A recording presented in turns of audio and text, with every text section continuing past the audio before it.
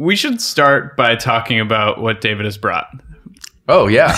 Okay, cool. This is different than a normal podcast. Yeah. So, yeah, I bought a selection of my favorite edibles, which my wife makes. They're called Mellows. I've also brought a bunch of flowers. I figure we would be able to smell a lot of different flowers so you can get the terpene profiles. I think it's kind of like when you do wine tastings. So I think that's important. I'm really into terpenes. I bought some body rub, some oils that we can talk about, some live resin, and also a pre-roll. And these are a lot of these products are all available on the market today. It's about kind of showing you kind of how the evolution of the consumer experience has been. And these are some of the I've got at the Green Door, which is right around the corner from this office. It's one of my favorite shops to go to. And do you distribute any of these products? Yeah. So Northern Emeralds, I was actually just talking to Cody this morning about it. And we help with Northern Emeralds distribution. We share an office with them actually over in Oakland. We've tried working with Papa and Barkley, but I think they do their own distribution. So a lot of these brands do their own kind of self-distribution, but then oftentimes a lot of like smaller brands or boutique brands will often ask a third-party distributor to help out. So that'd be us. Interesting. Yeah. So since you guys have gotten into, let's break it apart. Let's open some of these. So this one is called Blueberry Cruffin. I got this particularly because it just smelled really good. It has this like really sweet nose. Whoa. Right? Yeah. So like you'll get this like crazy blueberry-ness to it. This is a Northern Emeralds gelato. You're gonna get like kind of a cheesy, musky, type of smell there. Right? Here we go there. And then this is the Volcana. Oh yeah, so this is more of like the lemon. It's called Orange Zest, but you get that like citrusy feel.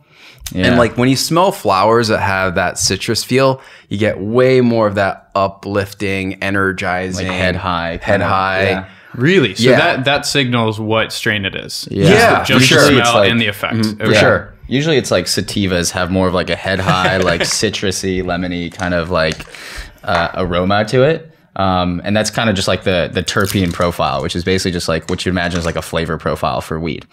And then the indica, on the other hand, is more of like, I think people normally remember it by saying like in the couch. Basically, it's, you slip into the couch and you just get really lazy. And it's more of the body high. And yeah, I think indica and sativa are like the ways that people typically like to categorize and like hybrids. But then at the end of the day, there's so many different varieties of strains that, and nowadays with the crossbreeding of all of them, everything seems to be somewhat of a hybrid, a strain. Right. Yeah. And does the strength of the smell indicate its potency in any way? Or is that just freshness? Not really. I think so a lot of these have their THC percentages now. So if you look on the labels, you'll see how potent it is. So this one says 27%, no CBD. This one is your live resin. This has 65% THC. So it's going to be way stronger. This is your, and because this is a resin, you're going to see all that's been extracted. Control, yeah. This is like basically all the trichomes that have been taken from the flower. All of the cannabinoids are extracted and put into this resin. And so this is what people use for dabbing. Yeah. Yeah. Yeah, which is super strong, right? So pretty strong. How many milligrams of THC would be in that? So this says 650 milligrams. It's a lot. Yeah. So that's like concentrate. That's super concentrate. Yeah. Okay. Right. And so for the amateur, what do you guys recommend? So like like 5 milligram edible, is that what you're talking? Yeah. So this is like, that's 5, right? These are 5. Those are 5. Yeah. So this is like, beautiful. Thanks. Yeah. This is like brown butter sage, black sesame, cookies and cream. Right? These are like gourmet, low dose. And that's what kind of the new consumer is going after. Right. They're not trying to get blitzed on a dab. I mean, that's going to, right? But there are consumers. Have you been watching those Instagram videos though? Oh yeah.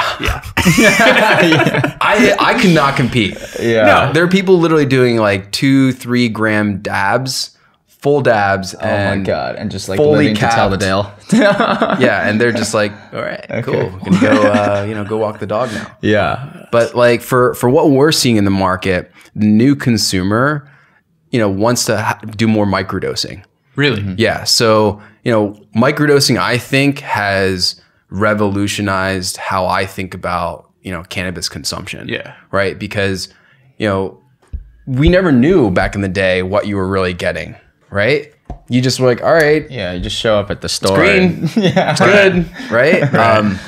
But now, the consumer can understand how many milligrams it is, smell the profile, understand what's within it, and then kind of build their relative scale on how it affects them. Yeah. And most people, when they get too paranoid or they get a little bit like anxious, they just did way too much, right? They have to they're just way sensitive. So dial it back. Keep dialing it back until you can then add a little bit more. Yeah. Right. And then see how you feel. And what does the market look like these days now? Are more people buying edibles since it's become legalized in California?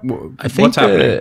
At least from our standpoint as a distributor, the higher velocity items and the higher volume items that flow through the market are just like flower and pre-rolls still, just because that's kind of the most common like base of understanding of what weed is. Okay. And so people generally buy a lot of, these single pack pre-rolls, and it depends on the market as well. So if you're in the middle of a city, people will buy smaller quantities just because there's a lot of tourists and they want to walk into a dispensary these days when they come visit San Francisco. It's like part of their to-do list. Yeah. And then they'll pick up something small versus like if you're kind of this like brand loyalist in like a more rural area, you'll buy a larger quantity like in denominators of eighths or maybe even larger.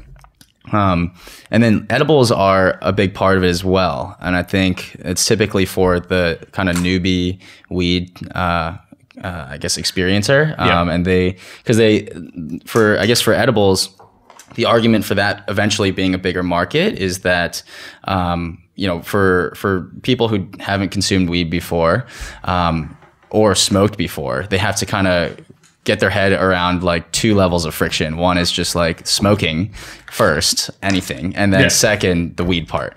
Right. But for edibles, they eat anyway. So, this is just like one step away from consuming weed. Right. Yeah. But that like very granular dosing. Yeah. That was great for me when I started getting into this stuff. Yeah.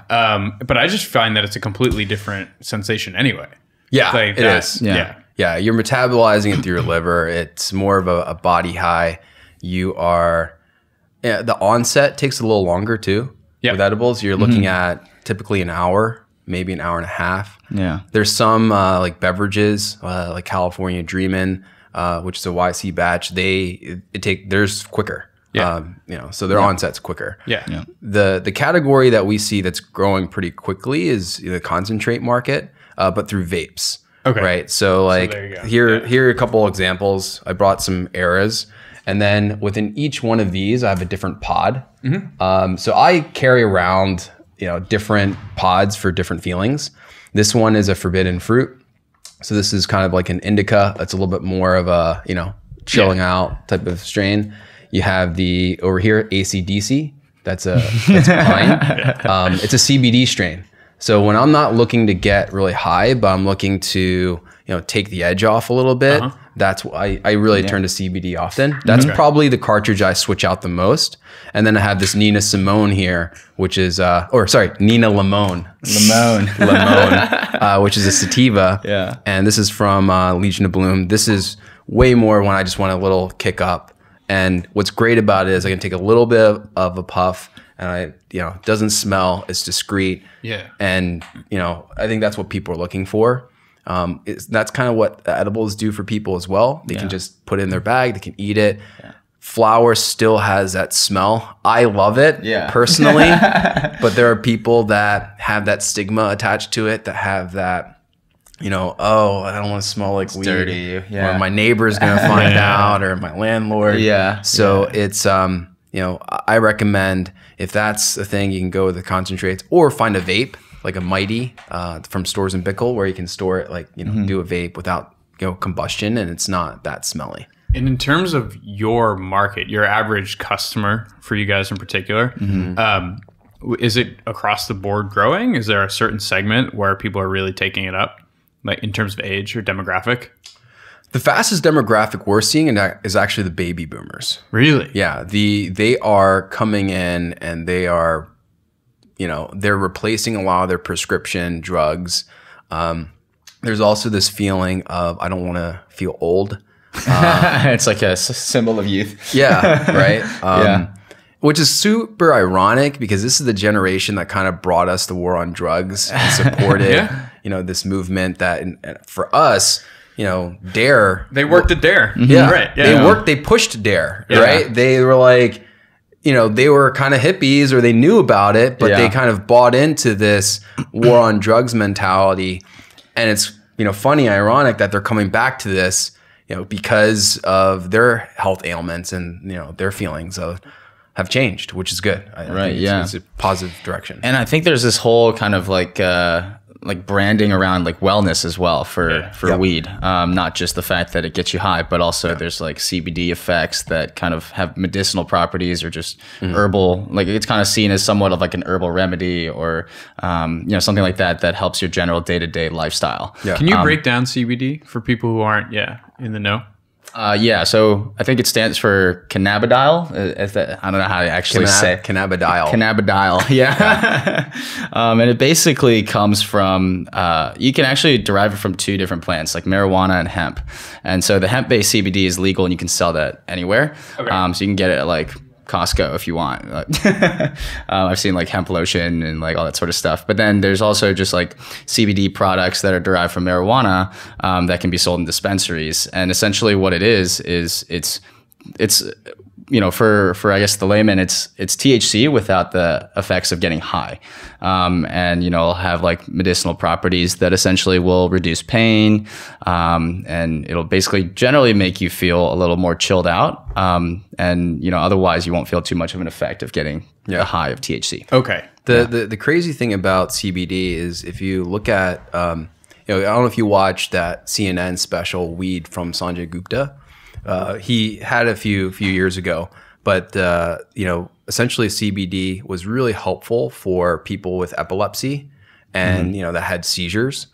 So there's a group called, you know, the Stanley Brothers out in Colorado that were growing Charlotte's Web.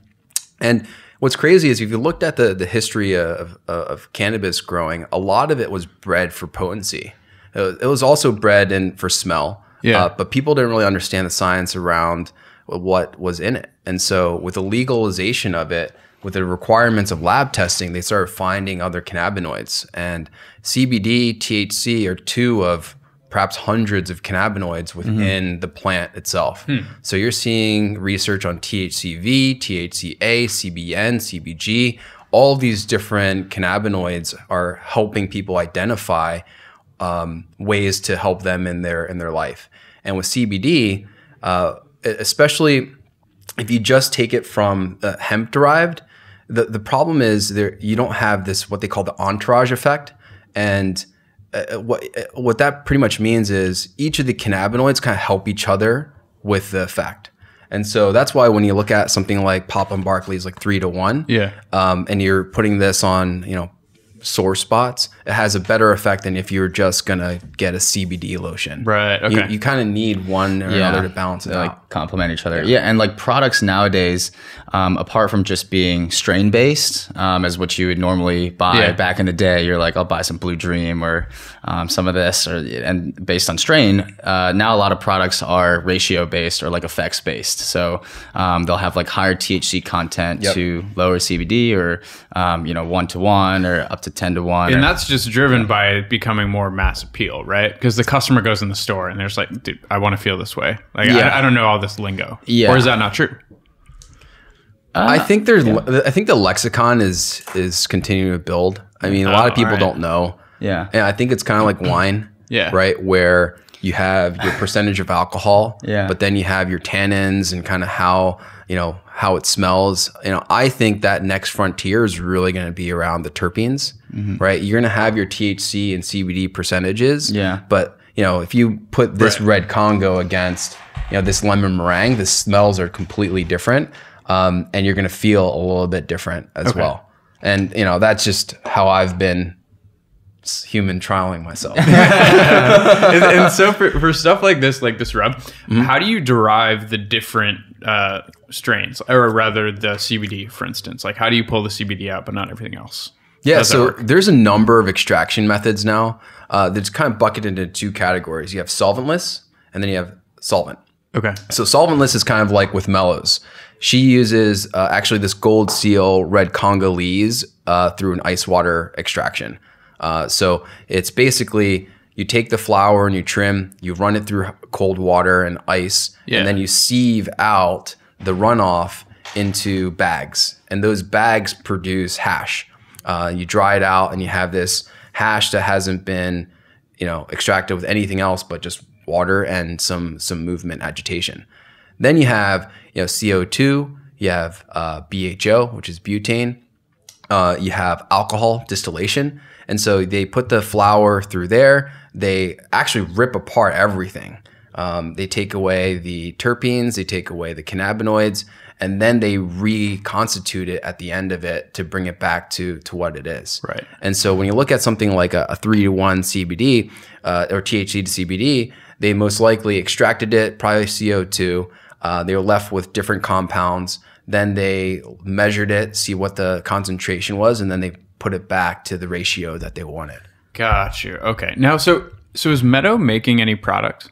No. Okay. Yeah. So Meadow builds software for dispensaries, but we spend a lot of time with our dispensaries, understanding the products, understanding inventory, helping them with compliance. And I think everyone at Meadow is pretty passionate about cannabis in general. Yeah.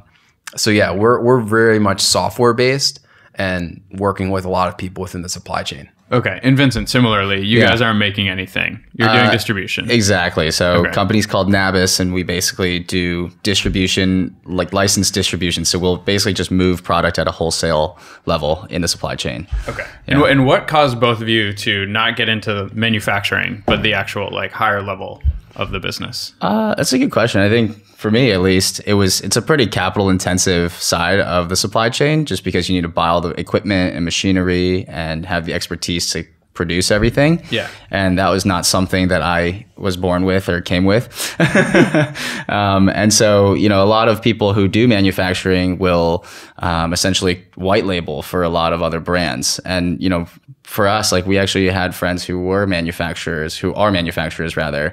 And that's a lot of the ways in how we kind of got introduced to a lot of the brands that we work with today. Yeah. So distribution was a much lighter weight kind of business for us to be able to start up. But you did fundraise, right? We did fundraise. Right. We just closed a recent round, our seed round. And Congrats. Thanks.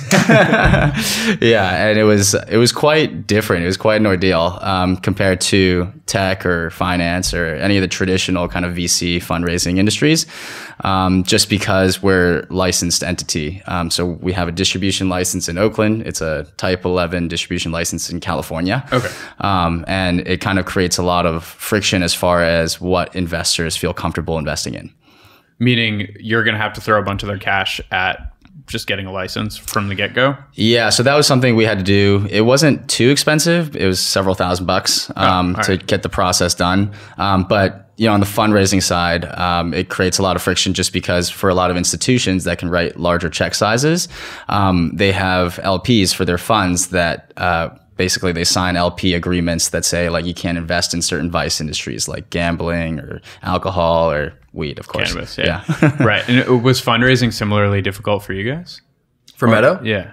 Well, we went through YC, right? Which I think is an unfair advantage, but we were the first company to go through. I didn't think they were going to accept us. I really didn't. Who interviewed you? We had Kevin Hale, Casser, and Carolyn. Oh, Carolyn Levy. Yeah. So a lawyer. Oh, absolutely. Yeah. It was 10 minutes the most intense questioning. What did they ask you? Everything. Everything. I mean, we talked about the legal side. Yeah. You know, we are an ancillary business. Right. And, you know, we chose that because all of us have been in tech for a while and have been building software, and we just saw a need to build this the system that allows dispensaries to be compliant, but also run their business effectively. I mean, 90% of the shops are mom and pop right now in California. So, and they don't, you know, if you look at Prop 215 and where cannabis was, records were kind of considered evidence. So people didn't really keep records, you know, heavy records. Right. Yeah. That's why you hear about companies all cash. All this cash, kind of all stuff. records. And then coming into legalization, now you have to keep records for up to 7 years. You have to keep tax records. You have to keep patient records. You have to keep, you know, everything from who's bringing in the product to who's touching it to how it's getting destroyed, everything. And then on top of that, you have to create a consumer experience that obfuscates all the complexity around the supply chain. Yeah. And so this, consumer land, all right, you can get a lot of stuff. It's more expensive than it was, which is definitely a negative. But, you know, you get a lot of selection, you get testing, all that stuff. So we just saw a need for it early in 2014. Yeah. And when we applied to YC, you know, we ended up getting accepted. And fortunately, as this stuff was happening in Colorado, there were a lot of signs in other states legalizing as well. We knew California hopefully was going to go. We didn't know. We saw other attempts that failed before. And then we did a pitch during demo day that tried to bifurcate the audience as much as possible. So that way, if they were interested in weed or cannabis, they would come talk to us. So what did you say? Yeah, we, you know, a lot of it was like, hey, if you want to stand on the right side of history, right, come talk to us. We really did that. Okay. So I think there was this feeling of, okay, like you have to kind of step forward with us in order to make this happen. That makes sense. And so, you know, when we did that, we got a bunch of interest. Did you have both of you guys, did you have a lot of funds, or were they angels that could just spend their own money on whatever they wanted? For us, it was about half-half, like in terms of capital committed. Like we do have a lot of smaller check angels, just because they're the types of people that David just mentioned who are like forward thinking, and they think this is kind of like the end of prohibition era, the new age for weed. And they're super interested. A lot of family offices, and then a couple of institutions here and there. Okay. Yeah. Yeah. And you? We had over 40 angels, right? How much money did you raise? We raised 2.5 on 12. Yeah. And so we came out of YC. It took, you know, we didn't close it up all after demo day. Okay. It took probably around 9 months. Wow. So, you know, just meeting with people. And we just had like a rolling close as we meet with people. All on safes? All on safes. Okay. It's not like, hey, we're building, you know, XYZ CRM and we're good to go. I think people had to get really comfortable with the context around cannabis first. Yeah. And so there's a lot of meetings that were just like introductory. Here's what's going on in the space. This is where we see the world. And then they had to kind of take that in and be like, all right, do I believe this? And if so, let's have another meeting. And then we kind of work through getting that investment. It is a lot of that. I feel like angels are generally curious. I think investors see profits and they see upside of all this. But then at the end of the day, like a lot of them are doing their diligence as well. So they like come talk to weed founders who are, working in the space, and they ask them a bunch of questions about like the regulations, the licensing, how we view this industry moving and shifting forward. And then, they go back, do their homework, talk to some other cannabis people, and then finally come back to a decision. Is there one particular stat where you're just like, you tell it to the average investor, like, oh my God, like how fast the industry is growing, for example? Like, I don't even know. Like, I know it's popular, but I have no idea how much weed people are buying. Yeah, I mean, for us, we kind of say it's the end of prohibition in California, and I don't know if this is the case anymore, but a couple of years ago, including the black market, 80% of the cannabis in the United States came out of California. So that was for us a great pitch because we were based and distributing in California. And are you guys distributing out of state? No. We are not. That's Just not California. That's not happening yet, right? Not legally. Not legally. No. No, not at all. Not at all. To be Nice clear. clarification. Right. Okay. Yeah. But if you look at kind of where agriculture is in California, Right. Most of our products are exported to the rest of the country, Yeah. right? Yeah. 70% of agriculture comes out of California. Right. Tech comes out of California. Culture comes out of California. Yeah. We're the 5th largest economy in the world. Right. Yeah. And so I think there's a lot that we have here, especially because cannabis, the medical cannabis movement started in San Francisco in 96 with Prop 215. So there's just a lot of history here. And I think, as we're turning this thing over, there's just, I hope that we keep a bit of the culture and kind of what this thing meant, but it's hard. It is hard. Yeah. Dude, I think this shit's amazing. Yeah. Like, I love the choice. I love the amount of choice I get when I go to the store. Yeah. But one thing that I've been curious about since legalization, but before that, when I just had a medical card, why is there not like Marlboro? Why is there not like one dominant edible company? I mean, you said like all these stores are mom and pop shops. Why is it not like, the CVS of cannabis? Yeah, I mean, I guess like in terms of like brands, I think it's still fairly like fragmented. There are certain companies that are getting bigger and distributing a lot of products across California, but none are, I guess, fairly dominant. None are dominant in multiple states, and I think that's probably a lot of the reason why you don't have like a Budweiser of weed. But even like, in California, like why? I don't get it. Like, why isn't there just one place? Yeah, I think there's just a lot of fragmentation in the market. And if you look at kind of how legalization has started in 2018, the entire supply chain has been reconfigured from what it was before. In the pre 2018, a grower can go directly to a dispensary, not have it lab tested, not have to go through a distributor, any of that, right? But now with all the different licenses, a grower has to, cut their harvest, give it to a manufacturer. The manufacturer then brings it, or the manufacturer has a product ready for the distributor to come pick it up. Yeah. The distributor then has to get quarantined and then tested. And then after test for what? Just the compliance testing. So making sure like homogeneity, potency, any sort of additives, like all that checks out. Pesticides, microbacterial, anything like that. And then once it's tested and approved, then the distributor brings it to the dispensaries. Okay. Yeah. And the problem that we're seeing in California, we thought this was going to be a bumper year, harvest year, right? It was like we expected this to be multiples bigger than. For context, this is the first legal year. First legal year, but last year we probably did $3 billion in medical sales. This year we'll probably do as much of that in adult use sales. And medical will be a fraction of that, maybe $500 million if we get there. Yeah. And so the problem is you have 33% of the state that has some form of local laws, and then 67% of the state that has no laws whatsoever. And because of that, you have this disconnect between state law, where you can get your permits, but you can't get a permit unless you get your local permit. And so for this legal world that we're in, it's not just the compliance side, but there's a lot of advocacy and legal work on the regulatory side on getting local approval, local and now this permits. Is to grow or sell? To grow, to do anything, sell, to to get touch distribution, anything. Yeah. Really. So imagine, so you're saying, why isn't there this one, huge brand?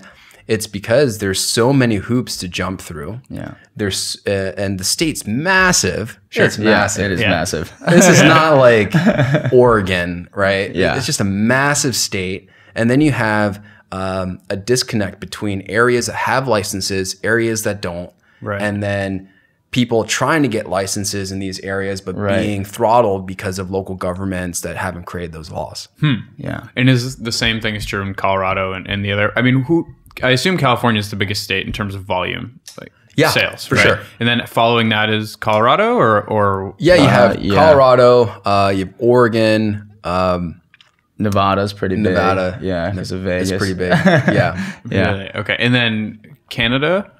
Canada's coming? They just federally legalized. So I think October 17th was it the date that it's coming. They're basically they passed the bill, and now it's going to be fully enacted to be legalized across the country. Really? Yeah. So that Canada's making a huge play. Yeah. If there's it's a huge bet. Yeah.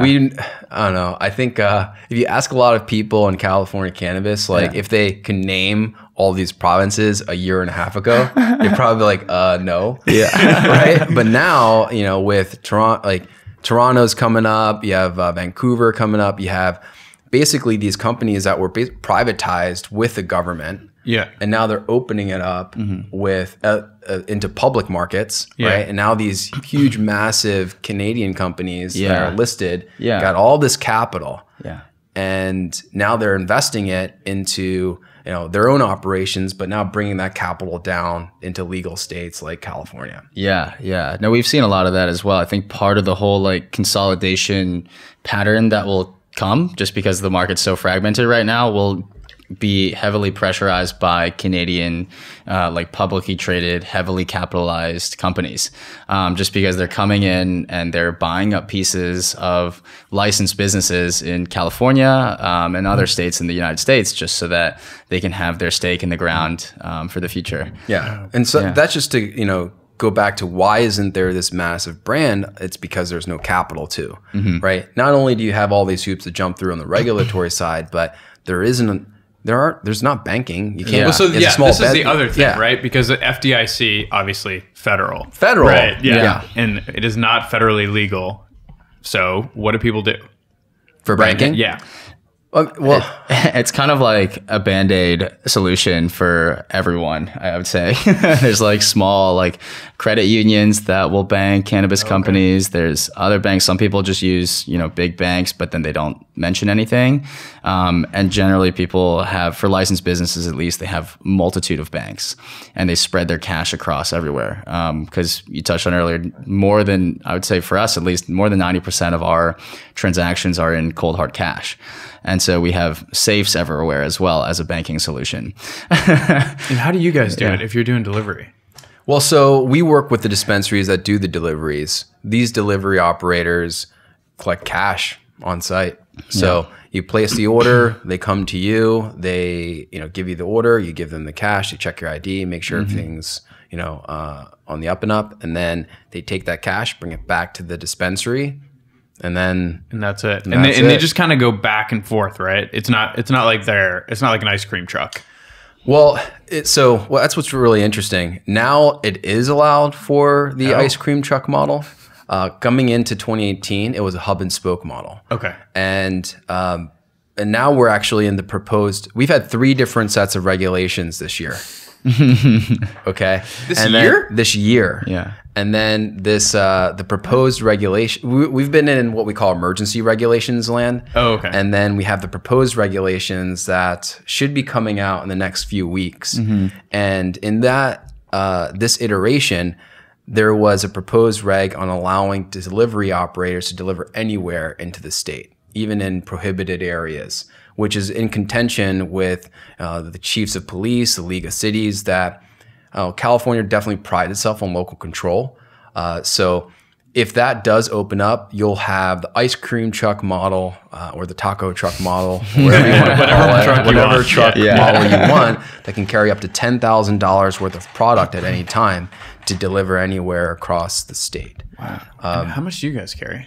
Massive amounts. In terms of like how much we store in our locations. So we have 2. We have an Oakland location, we have an LA location. Yeah. And probably at any given point overnight, there's probably about $500,000 worth of product in there.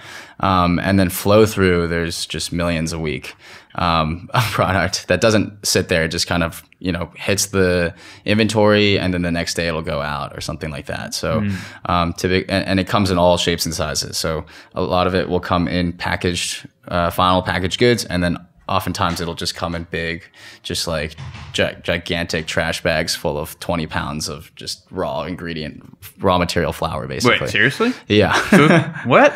Yeah. It's not packaged?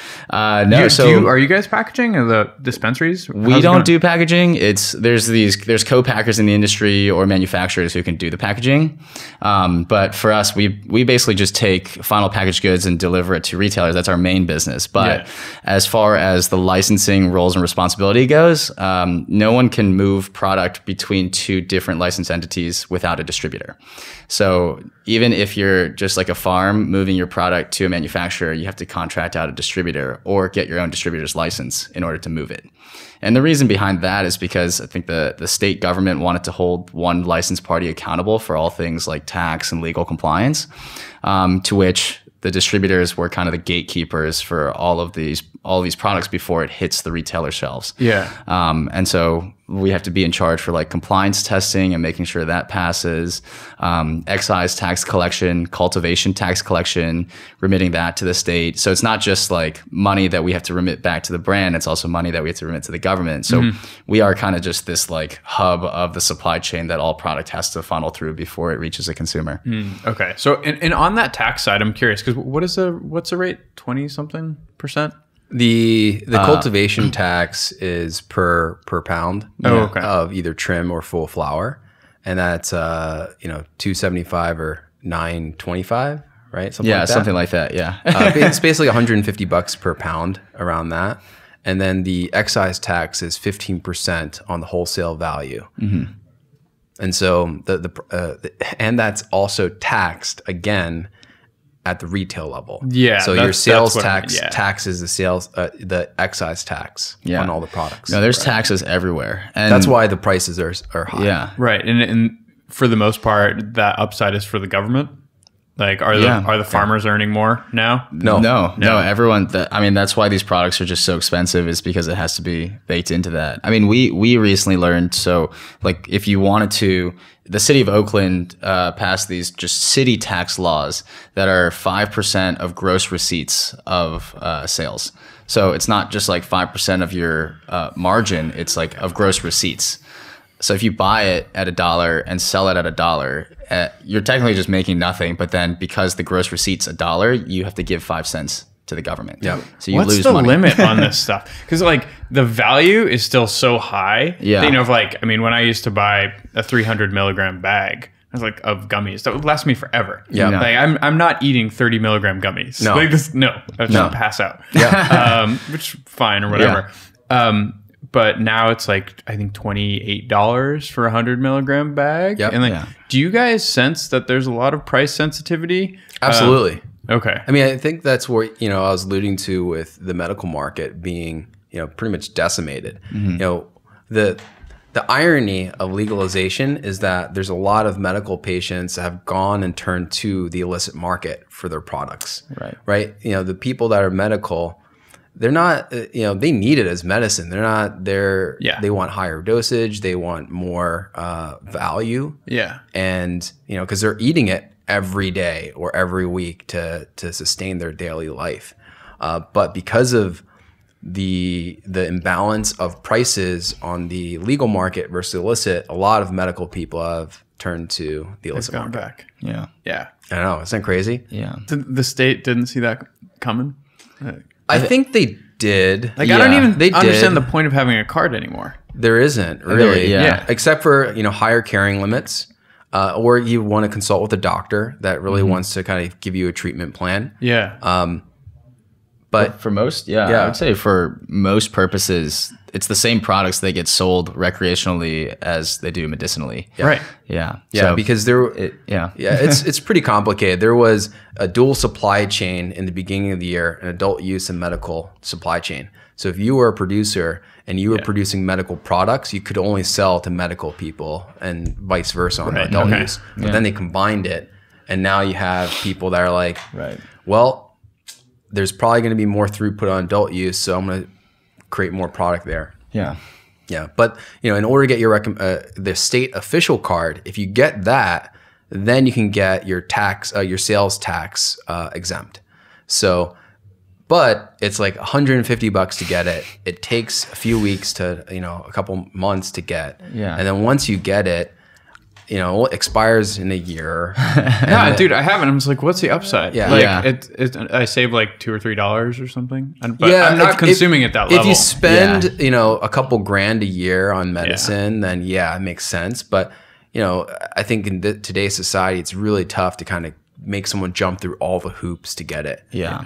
Yeah. But the problem is it came down to, I think, revenue, tax revenue for the government. And unfortunately, I think the community that needed it most on the medical side are the ones that are the most disenfranchised from the whole process. Do you find that people are very brand loyal, or do they just shop around and not care? I think people are pretty open to, like, there is definitely brand loyalty. Like Papa and Barkley makes these great topicals and oils and things like that. And then there's certain like high-end brands like Dosist that makes these like really great disposable vape pens that people love buying. Yeah. But then I think there is a large part of it that people are just trying out new products as well, and they listen to what their bud tender says about them. Bud tender being like bartender, but for weed.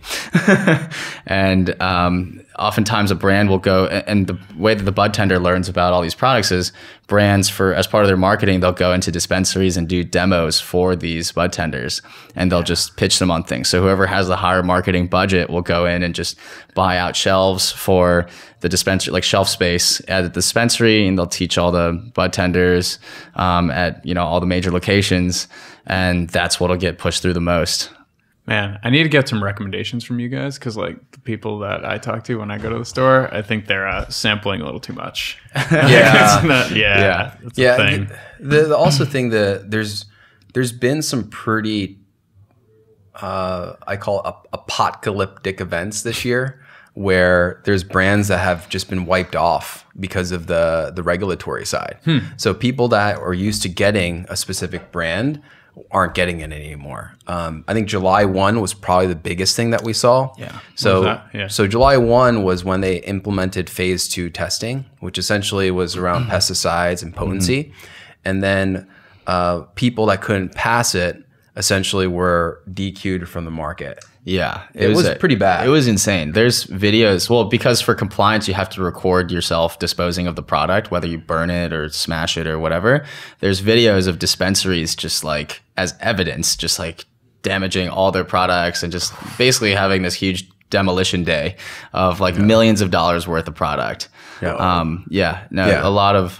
was a huge shortage of supply in the market, and like it's interesting. My phone number is listed on our license publicly, so I kept getting called for like phase 2 compliant product, and I was like, I mean, this is a huge opportunity for us as a distributor, so let's go buy as much as we can. But yeah, generally speaking, there was a huge shortage in the market. Wow. So brands are coming and going. It's almost this brand rush that we're seeing. People are trying to create these different brands, try to get to different consumers, but the market isn't that sophisticated yet, where and I'm talking about the supply chain, where you have people that do co-packing or co-manufacturing or like create this stuff, this IP. And then oftentimes if you don't have a license, you're at the whims of people that do. And it's really tough from a business plan model to have someone invest in you if you're just a brand.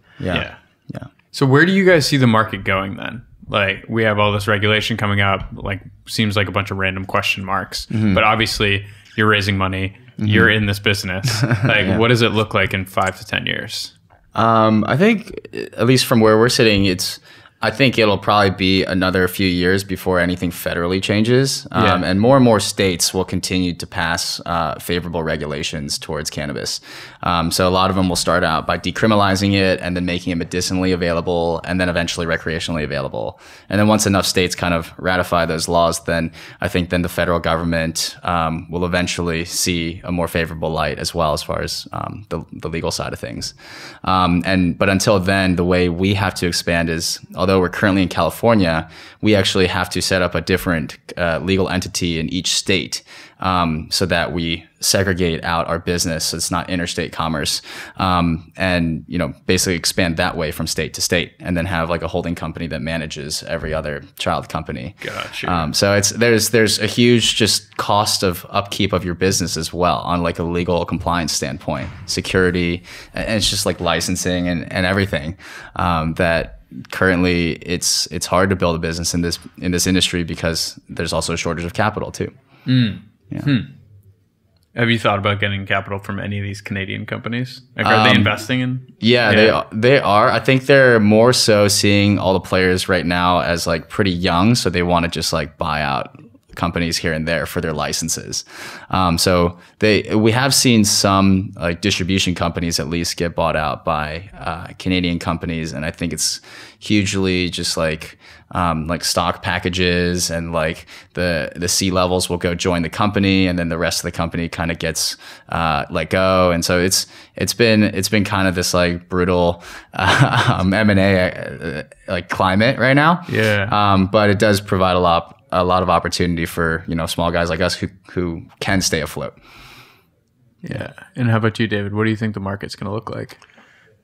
Yeah, I mean, I think in California, in 5 years, we're hitting 2023. There is something that happens in 2023 with the laws that allow that removes a 1 acre cap. You know, right now, if you're growing, you have a 1 acre cap that you can grow in.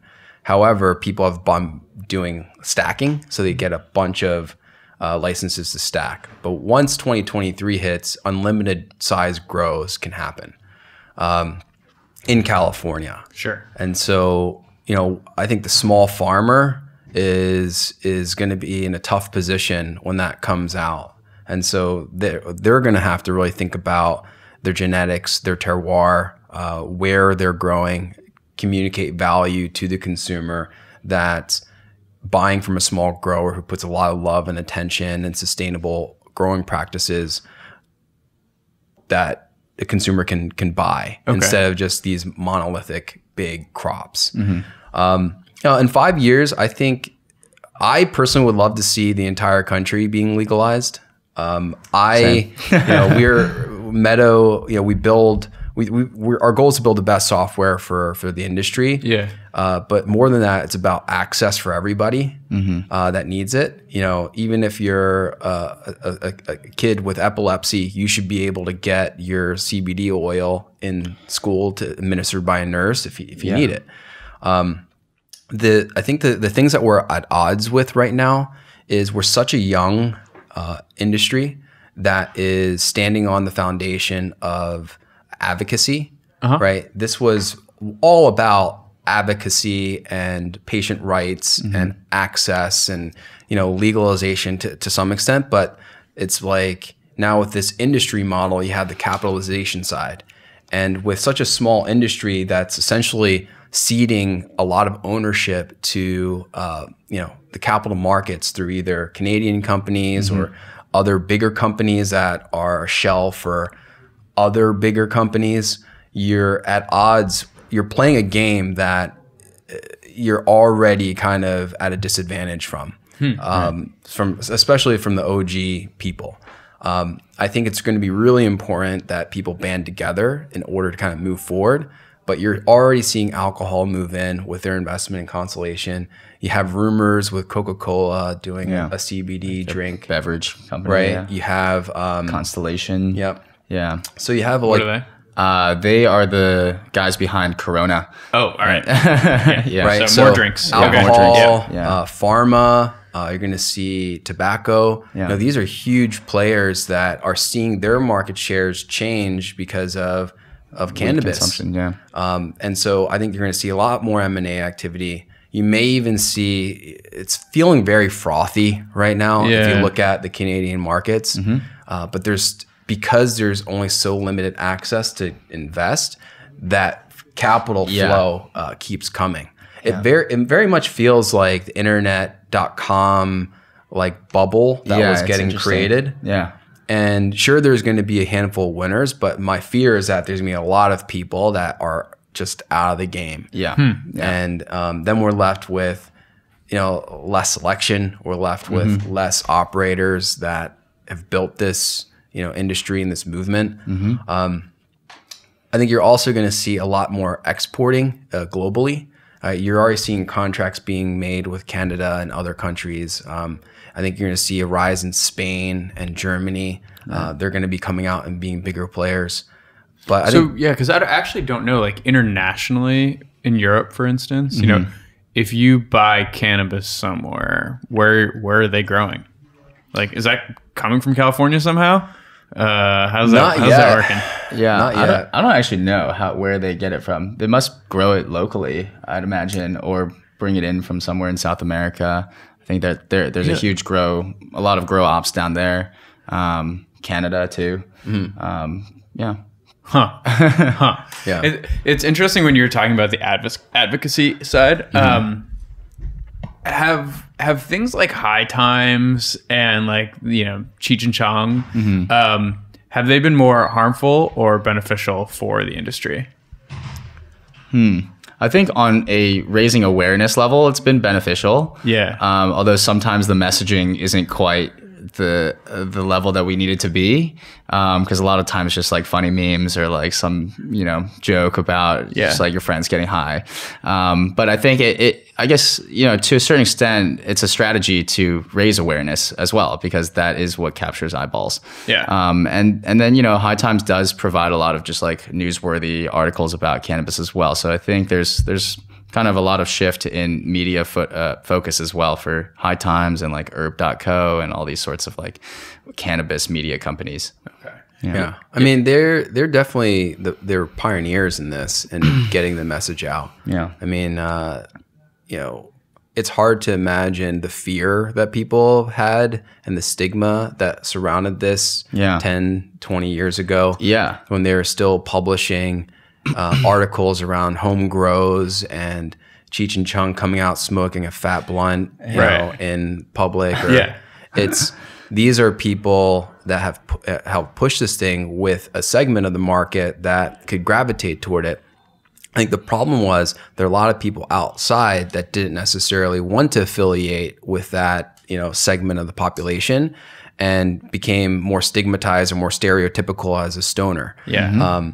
But as we've been moving forward, you know, the biggest news that we saw in the last month was Elon Musk taking a puff of a blunt, right? And so it's starting to change. You have Gwyneth Paltrow looking at stuff. You have Whoopi Goldberg, you know, partnered with Maya on stuff. So the figures that are stepping forward to represent cannabis are changing or adding to this movement and getting people more comfortable with it. Yeah. But the stigma's still pretty high. I just find it so silly, man. Because like so silly. Yes, it's the silly. Stigma being silly. Yeah. The stigma is so silly. Because I mean, I remember I grew up in Massachusetts, so like it was not legalized when I was in high school.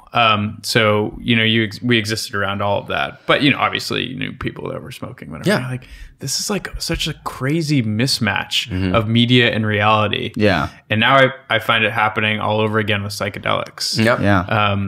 That's why I thought Michael Pollan's book was so great. Yeah. Yeah, because it was just like accessible, and he's like kind of nerdy and skeptical. Yeah. And people are like, oh, it's not just, you know, acid trips all the time. And that's what I've been following so closely. Yeah. To see those studies and if it's going to happen or not. Like, I was going to say that, and the media plays like a huge part in that. And I think it's really hard, at least for businesses in our industry, to get the word out, because normal channels like Google AdWords or like Facebook ad marketing and, you know, all these like typical channels you would use to get your name or advertising out, they'll shut you down if you try to advertise that you're selling weed.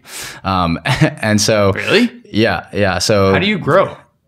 Influencer marketing. So like basically having celebrities or like people endorse your products, and going on, you know, kind of like newsworthy sources and outlets. That those are like the High Times. Those are ways to get your name out there. Yeah. I mean, I think that like when you look at the psychedelic movement, it's following the medical piece, which that's how cannabis started with Prop 215. Essentially, what started with was the HIV community here in San Francisco that you know, found relief in cannabis. And this, you know, we call him the fairy godfather, Dennis Perone, who recently passed away. But he authored Prop 215, which allowed medical collectives to grow cannabis and share it with one another. And you know, with medical, that provided that tip of the spear for people to then, you know, get in. And then, you know, people with HIV finally found a little bit more relief. And then other groups and other medical conditions happened like with it. Epilepsy. Yeah, exactly. And then when you look at the trials that are going through with MDMA, it's really around PTSD for veterans, for people that are trying to come over some psychological trauma. They're having guided sessions and having a way to rise above what their current state of consciousness is. Yeah. And I think, my opinion, a lot of this, especially for cannabis, it's like grown in the earth.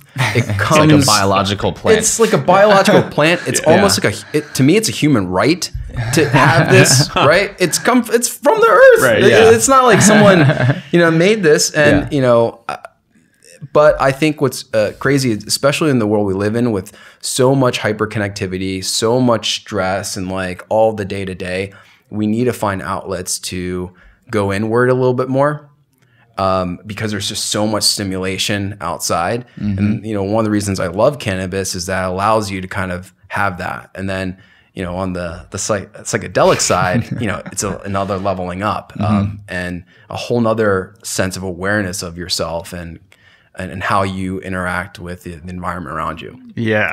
Yes. Yeah. It's awesome. No, it's fantastic. I mean, it's so cool that people are now finally able to experience it in a safe way. Yeah. In a dosed way too, which doesn't really exist with psychedelics yet, but I imagine in our lifetime, that's going to be a thing. Yeah, definitely.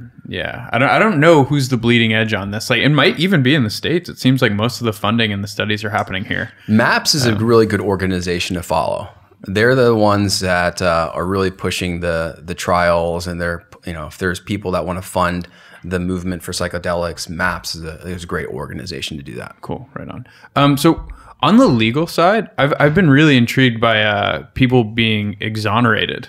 Yes, it's huge. Yeah, it's amazing. So what's going on with that in California? Have you been following that part? Yeah, for sure. I mean, what's been great with legalization is that people aren't necessarily going to jail anymore for cannabis possession, right? And another thing that's great is there's a lot of cities that had stacks and stacks of cannabis convictions that were coming and then just tossed them all out. Yeah. San Francisco did it. There's a lot of other states or cities that are doing it. I think what you also are finding that people are realizing that with the war on drugs, with people that have been more disenfranchised, people of color in different communities, there's a sense of trying to give back with social equity programs. Right.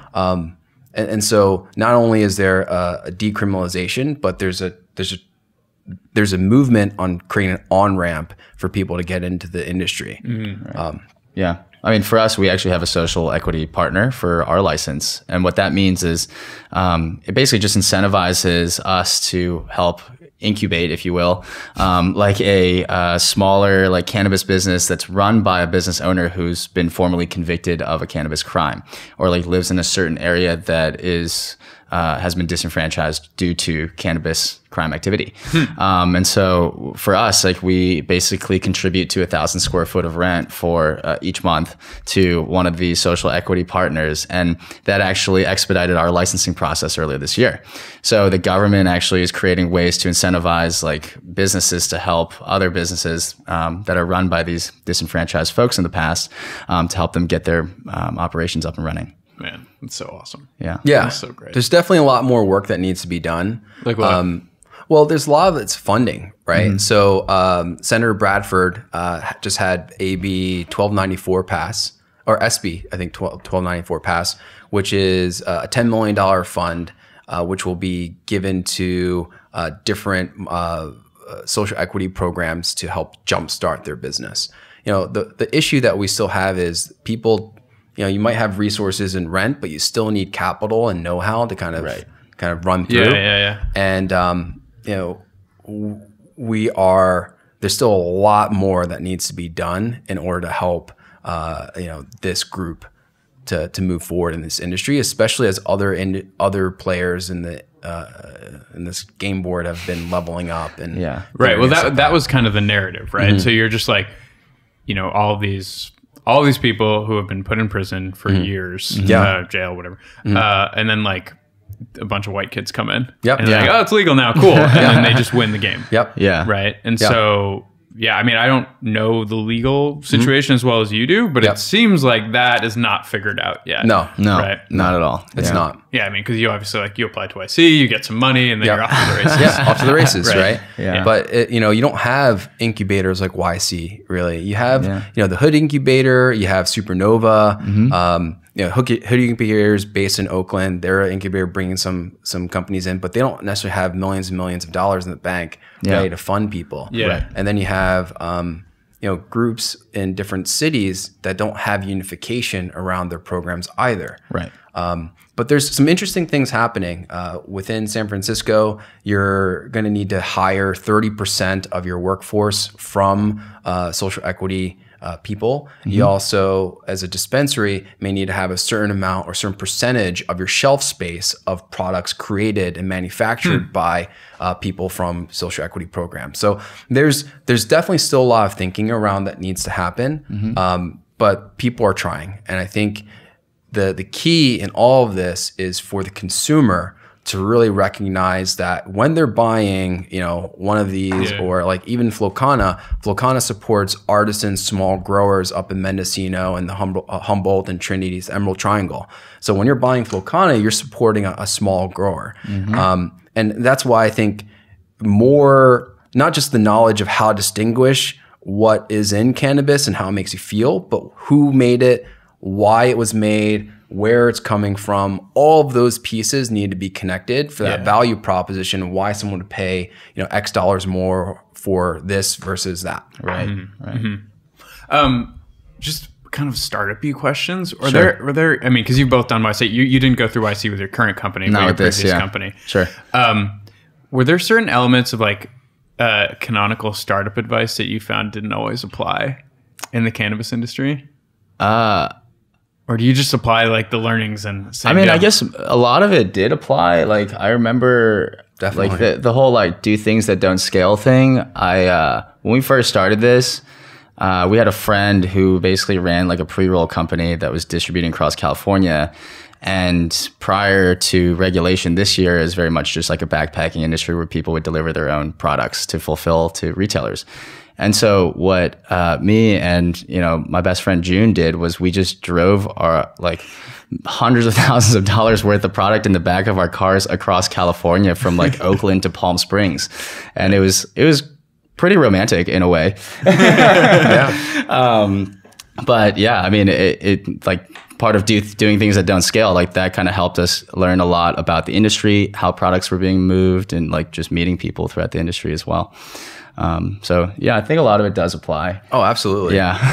I mean, I think we probably every week there's some mantra that we're quoting, either make something people want or do things that don't scale is great. Yeah. We often think a lot about resilience, right? That cockroach. For sure. Yeah. And survive and thrive mentality. I think one of the biggest things that have helped us just to be a little bit more patient about, even with all this activity is. Don't worry about competition, right? Competition will kill itself. You just focus on your team, focus on making something that people want, focus on talking to your customers. But one thing I think that I've also taken and extrapolated is like build a community, right? One thing I love about YC is the community of entrepreneurs and the shared, alignment on how to build something. And I think that's why we're working together. We're closer. But to take that sense of community and kind of bring that within cannabis a little bit more, because there's so much going on, and finding people that are aligned and kind of can move forward and take care of their lane is super important. Yeah, totally. Yeah, the advice has been great. I highly recommend. Anyone that's thinking about building a business to look at YC, especially for that advice, or look at the videos or any of the podcasts. There's so much gold nuggets in there. For people to listen to. Yeah, it's a good time. It's a good time to start a company. Yeah. All right, we're probably gonna have an Elon Musk moment if we don't stop soon. So, all right, guys, thanks for coming in. Yeah, cool, appreciate it. Thank you.